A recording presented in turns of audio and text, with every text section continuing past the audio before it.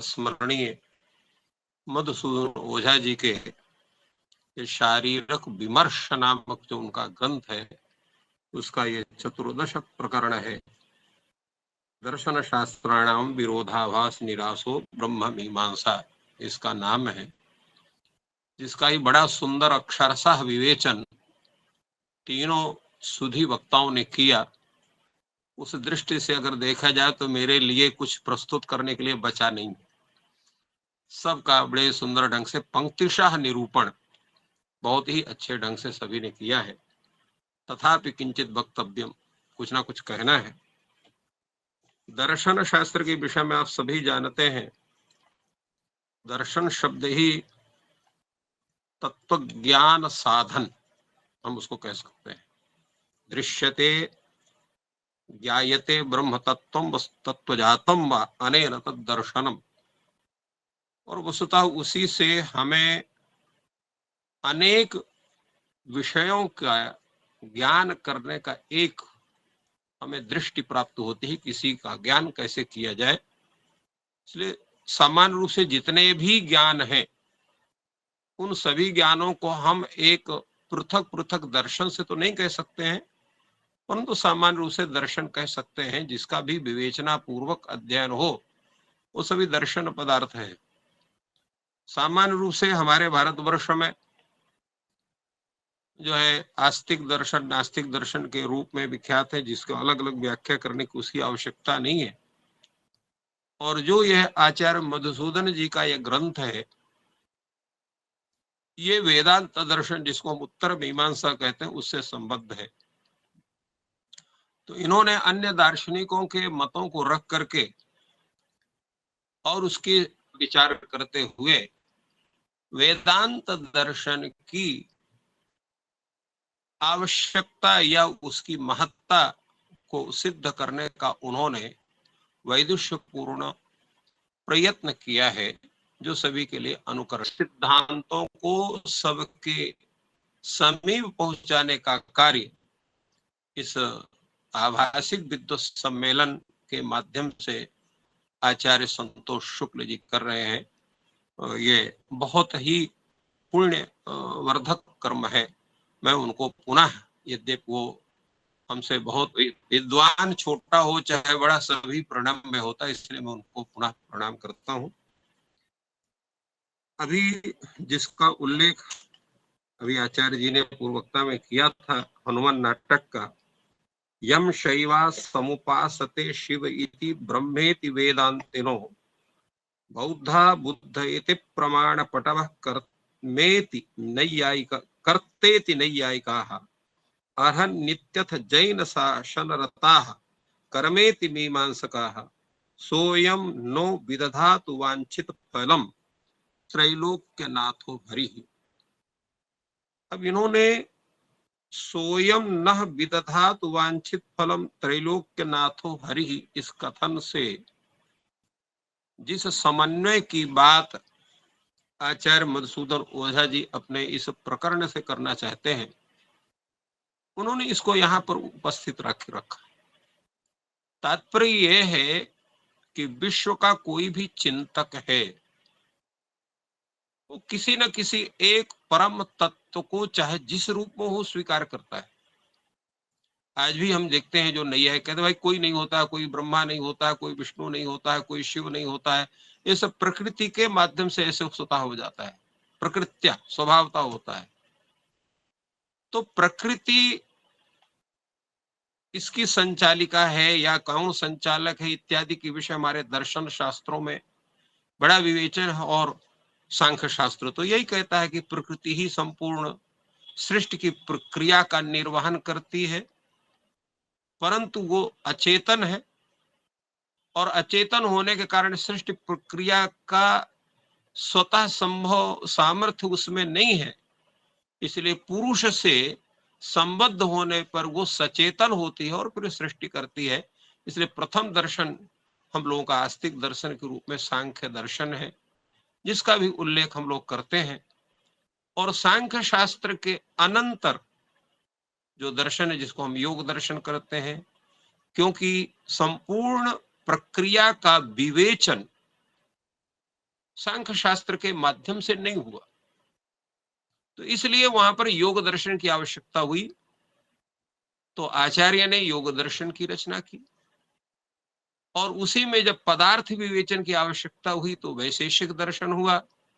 और प्रमाण पुरस्सर संपूर्ण पदार्थों के साथ साथ उस कर्ता के रूप में जब ईश्वर की सिद्धि करने का प्रश्न हुआ तो नैयायिकों का अभ्युदय हुआ, अर्थात न्याय शास्त्र का उद्भव हुआ। और इसी के साथ क्योंकि संपूर्ण प्रक्रिया की जो संपत्ति है या संपूर्ण प्रक्रिया की जो सिद्धि है बिना कर्म के संभव नहीं है, और कर्म में भी सबसे उचित कर्म क्या है, तो उसके लिए शतपथ ब्राह्मण कहता है यज्ञो वै श्रेष्ठतमं कर्म, यज्ञ ही श्रेष्ठतम कर्म है। और यजुर्वेद में प्रथम मंत्र में ही श्रेष्ठतमाय कर्मणे ऐसा उल्लेख प्राप्त होता है। तो श्रेष्ठतम कर्म यज्ञ कर्म है। तो यज्ञ कर्म के रूप में क्योंकि बिना किसी भी कारण विशेष के कार्य की समुत्पत्ति नहीं हो सकती है। कोई मनुष्य है, पशु है, तो कोई पक्षी है, तो कोई कीट है, कोई पतंग है, तत्त योनि विशेष में जो जीव का स्वरूप हमें दृष्टिगोचर होता है उसका कुछ न कुछ कारण है। और वो कारण क्या है? कर्म है। परंतु उसके माध्यम से, कर्म के माध्यम से हम कैसे अपने जीवन का उद्धार कर सकते हैं या किसके द्वारा आराधना करके हम कर सकते हैं, तो इसलिए वहां पर कर्म के रूप में अर्थात यज्ञ कर्म के रूप में बताया। इसलिए वहां का देवता शब्द भी पारिभाषिक है। मीमांसा कहते हैं कि देवता कौन है, तो जो हवि का उद्देश्य भूत है वही देव है, दूसरा कोई देव नहीं होता है। इसलिए उनके यहाँ देवता पदार्थ भी उस तरह से, इसलिए यज्ञ के रूप में उसकी उपासना उन्होंने की, उसको स्थापित किया। उसी तरह से जो आचार्य हैं व्यास ने अपने और हमारे उपनिषद हैं उस परमात्मा तत्व की सही उपासना करके और वहां पर ब्रह्म तत्व की, जिसको हम परब्रह्म भी कहते हैं, उसको स्थापित किया। वस्तुतः वेदांत का जो रहस्य है, उसका जो मूल स्वरूप है, उसके उद्भावक हमारे उपनिषद है। प्राय लोग कहते हैं भाई उपनिषद वेद नहीं, कुछ लोग कहते हैं, किंतु हमारे आचार्यों ने स्थापित किया है कि वेद शब्द का तात्पर्य क्या है? मंत्र ब्राह्मणयोर वेद नामधेयम, मंत्र और ब्राह्मण यही वेद पदार्थ। आप देखें जितने उपनिषद हैं उसमें मुख्य उपनिषद या तो वो संहिता के मंत्र भाग के अंतर्गत है, जैसा आप लोग सभी कोई जानते हैं ईशावास्योपनिषद, यह यजुर्वेद संहिता का अंतिम अध्याय है। इसी तरह से अन्य भी उपनिषद है, और अन्य उपनिषद जितने हैं वो ब्राह्मणों के भाग हैं, ब्राह्मण ग्रंथों के भाग हैं। जैसे आपका कठोपनिषद हो गया, या आपका जो है तैत्तरीय उपनिषद हो गया, या आपका छांदोग्य उपनिषद होगा, बृहदारण्यकोपनिषद होगा, ये सभी के सभी ब्राह्मण के भाग हैं। तो इस तरह से ये भी वेद का ही स्वरूप है, और उसमें प्रतिपादित ब्रह्म तत्व का पूर्ण सतर्क विवेचन है, और न केवल ब्रह्म तत्व को, उसके साथ साथ उपासना सिद्धांतों का भी विवेचन है। और उसके अनंतर उनको सूत्रबद्ध किया हमारे वादरायण व्यास जी ने, जिसमें अनेक सिद्धांतों का विवेचन हुआ है। और उन्हीं सिद्धांतों को अनुसरण करके इस शारीरक विमर्श नामक ये ग्रंथ आचार्य मधुसूदन सरस्वती जी का है, जिसके विषय में विवेचन इन्होंने इसमें कहा कि ठीक है, लोगों के मतभेद हो सकते हैं, क्योंकि अध्ययन के आधार पर ही व्यक्ति विवेचन करता है, किंतु मुख्य जो प्रतिपाद्य है वो परमात्मा स्वरूप, वो भिन्न नहीं हो सकता है। इसी तरह से आचार्य उदयन जो है वो न्याय कुसुमांजलि के व्याख्या में कहते हैं, ये यद्यपि यम कमपि पुरुषार्थम अर्थ मानः शुद्ध बुद्ध स्वभावः इत्युपनिषदः शुद्ध बुद्ध स्वरूप वो परमात्मा तत्व है, ऐसा औपनिषदिक कहते हैं। आदि विद्वान सिद्ध इति कापिला, आदि विद्वान सिद्ध है ऐसा कपिल अर्थात जो सांख्य शास्त्री कहते हैं। क्लेश कर्म विपाकाशयी अपरामृष्ट निर्माण कायम अधिष्ठाय संप्रदाय द्योतक अनुग्रह कश्चित पातांजला। उस ईश्वर की उपासना किस रूप में होना चाहिए, ईश्वर का क्या स्वरूप है, क्लेश कर्म इत्यादि रूप से योग दर्शन कहते हैं। लोक वेद विरुद्ध ही अपि निर्लेप स्वतंत्र महापाशुपता, ऐसा जो है वो शिवोपासक जो है वो कहते हैं, वो शिव है। वैष्णव उसी को पुरुषोत्तम नारायण के रूप में कहते हैं, पिता के रूप में पौराणिक कहते हैं, यज्ञ पुरुष के रूप में याज्ञिक लोग कहते हैं, और यज्ञो वै नारायण, ऐसा हमारे अनेक जो ब्राह्मण ग्रंथ है वो भी कहते हैं। सर्वज्ञ इति सौगता, सौगत कहते हैं वो सर्वज्ञ है। निरावरण इति दिगंबरा, निरावरण है, उसका कोई आवरण नहीं है, निर्गुण स्वरूप है, ऐसा दिगंबर कहते हैं। उपास्यत्वेन देशित इति मीमांसका, जिसकी चर्चा भी हमने किया था। और लोक व्यवहार सिद्ध इति चार्वाका, क्योंकि लोक व्यवहार प्रकृत्या होता है तो प्रकृति स्वरूप है, और प्रकृति स्वरूप में जिसकी व्याख्या राजीव लोचन ने अनेक चार्वाकों के सिद्धांतों को प्रस्तुत किया था, इसलिए उसको पुनः दोहराना उचित नहीं है। यावत उक्तोपपन्ना, तो युक्ति सिद्धा सिद्धम तत्व, युक्ति के द्वारा सिद्ध जो होता है वही है। तो यावत उक्तोपपन्ना इति नैयायिका, और इतना ही नहीं है, आज आप लोग देखते हैं कि जितने भी कुशल कारीगर हैं वो भी दूसरे को भगवान नहीं मानते हैं, वो किसको मानते हैं, विश्वकर्मा को। यहाँ पर आचार्य जो है उदयन कहते हैं कि बहुना कारवोपियम विश्वकर्मा इति उपासते, तो तस्मिन् एवं जाति गोत्र प्रवर चरण कुल धर्मादिवत असंसारम प्रसिद्धानुभवे भगवती भवे संदेह एव कुतः। तो इस प्रकार जो सर्वत्र ज्ञात है उसके विषय वो परमात्मा है कि नहीं है, ऐसा संदेह होना ही उचित नहीं है। तात्पर्य है कि जितने भी दार्शनिक हैं वो तत्वतः सभी को एक स्वरूप में ही स्वीकार करते हैं, भिन्न भिन्न स्वरूप में नहीं स्वीकार करते हैं। चलिए थोड़ा सा विचार ही कर लिया जाए कैसे एक हो सकता है। जैसे अभी ये श्लोक बताया गया कि बौद्ध जो है बुद्ध को रूप में मानते हैं, और जो जैन है उसको अरहन इति रूप में मानते हैं। तो हम अगर अपने तरफ से सिद्ध करते हैं, क्योंकि आचार्य जी ने तो उसकी उपासना उसको सिद्ध किया अपने सिद्धांतों के आधार पर, तो सांख्य दर्शन से प्रारंभ करते हैं।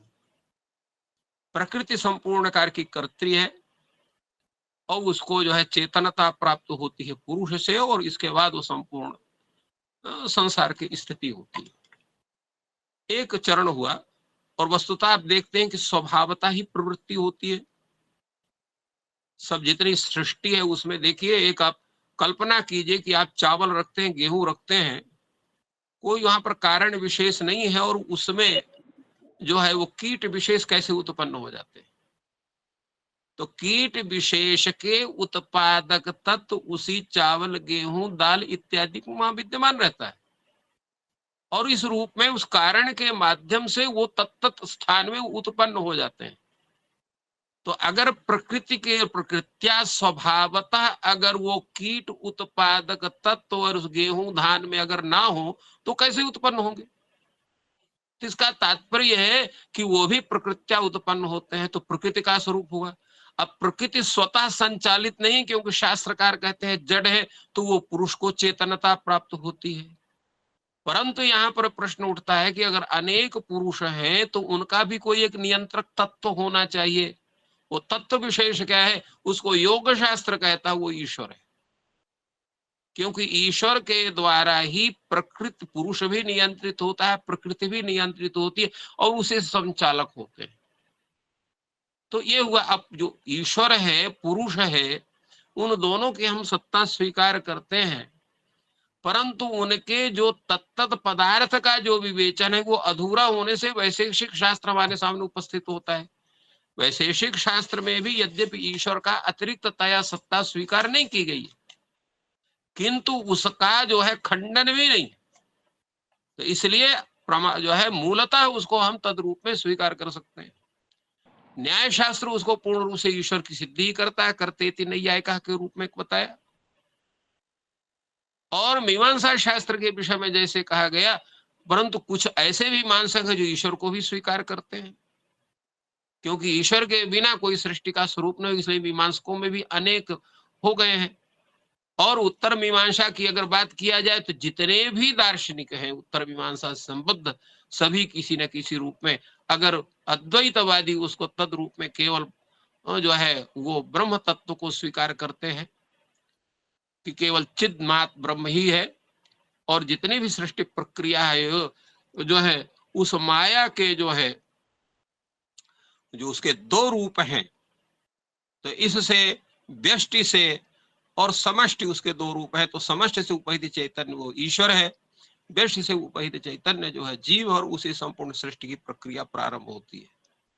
अच्छा, हम प्रकृति के विषय में जो चिंतन हुआ उसके विषय में देखा, जैसे आप हम लोग चिंतन करते हैं कि एको तो जो है सदैक आसीत सह अकामयत एको हम बहुश्याम, तो एको हम बहुश्याम में एक ही वो परम तत्व है अनेक रूप में परिणत हुआ। तो अगर चारवाक कहता है कि ये शरीर ब्रह्म है या मन ब्रह्म है या प्राण ब्रह्म है या इंद्रिय ब्रह्म है, तो क्या वो बाधित होता है कि अबाधित होता है?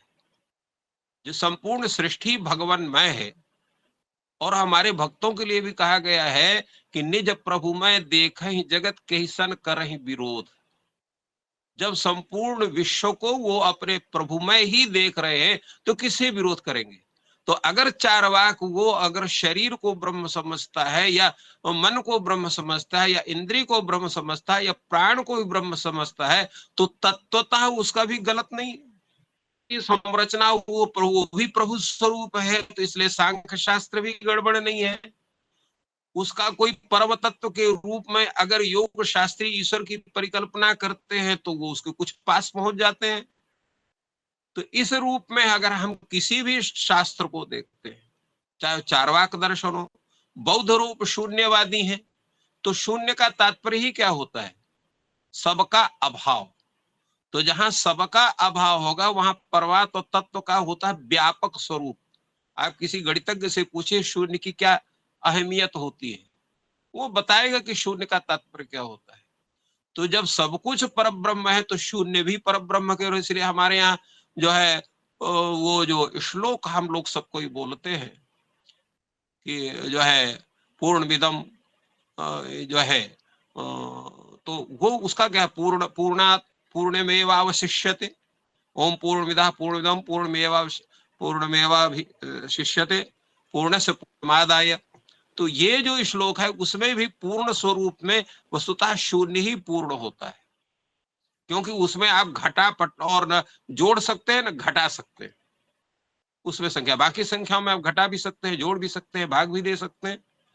तो तद रूप में हम देखें तो शून्य भी ब्रह्म स्वरूप, तो वो भी कहीं नहीं है।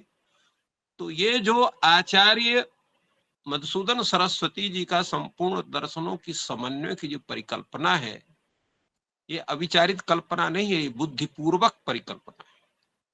इस परिकल्पना के माध्यम से वो बताना चाहते हैं, और उसके पहले भी हनुमान नाटककार ने यहाँ पर बोला यम शैवासोपासते, उन्होंने भी सभी सिद्धांतों को उस परमात्म परक स्वरूप में ही लाकर उपस्थापित किया।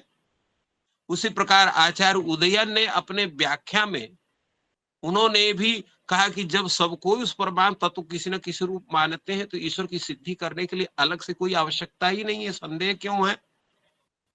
उसमें और बड़ा विचार है, वो एक अलग व्याख्यान का विषय है कुसुमांजलिकार का, कि वहां पर किस रूप में हम कैसे उस परब्रह्म के एक होने पर भी, एक सिद्धांत के योग होने पर भी भिन्न भिन्न दर्शनों में तत्त स्वरूप की जो परिकल्पना, इसका मुख्य उद्देश्य क्या है, क्यों यह किया गया, उस पर विचार किया जाएगा तो बड़ा घंटों समय लगेगा। तो ये जो सिद्धांत हैं आचार्य मधुसूदन सरस्वती जी के, आचार्य मधुसूदन ओझा जी के, ये सिद्धांत ये पारंपरिक सिद्धांत है, परंपरा से संप्राप्त है। और जैसे उन्होंने कहा कि ये जो विरोध है, ये विरोध अज्ञान मूलक है।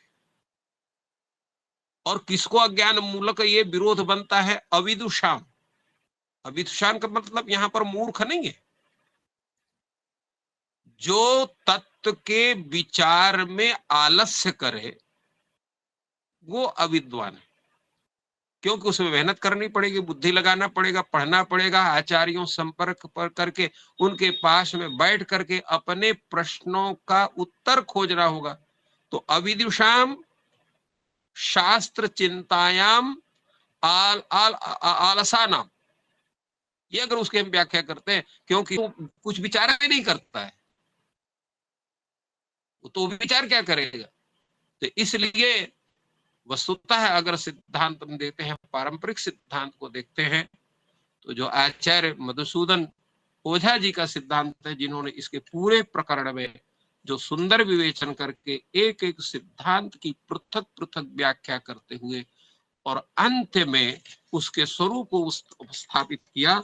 और उन्होंने कहा कि इसमें 6 प्रकार के लोग हैं जो आत्म तत्व को नहीं मानने वाले हैं। वो भी तद्रूप में, जिसकी व्याख्या हमने किया कि जब संपूर्ण सृष्टि ही परमात्मा स्वरूप है, तो परमात्मा तत्व किसी भी एक स्वरूप को मानेंगे तो परमात्मा स्वरूप उपासक बनेंगे, तो वो नास्तिक हुए। जो आत्मा को तद्रूप में मानते हैं, जैसे शैव हो गए, पाशुपत हो गए, तो उन्होंने वो उपासक के रूप में है। और विश्वात्मोपासक है, वो वैष्णव है, भागवत है, जो संपूर्ण सृष्टि को तद्रूप भगवत रूप में देखते हैं। जो प्रकृतिवादी हैं, विकृतिवादी है कि जितनी जो है वो कौन है?